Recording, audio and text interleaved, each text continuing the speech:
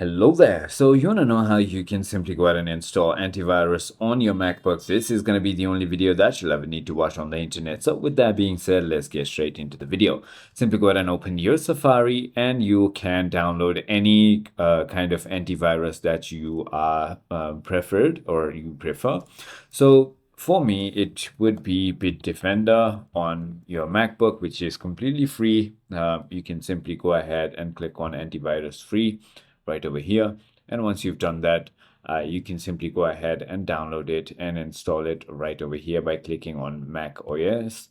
And then it's going to start downloading and installing as soon as you click on download on App Store, because it is also available here. Simply go ahead and click on that and click on install. That is about it.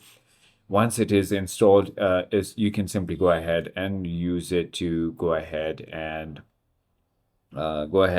from your computer. So it is as simple as that. If you don't want this exact antivirus, you can also go for Kaspersky, or you could also go ahead and do your own research. So that is about it. I hope this video was helpful to you. If it was, hit that like button and I'll see you on the next one.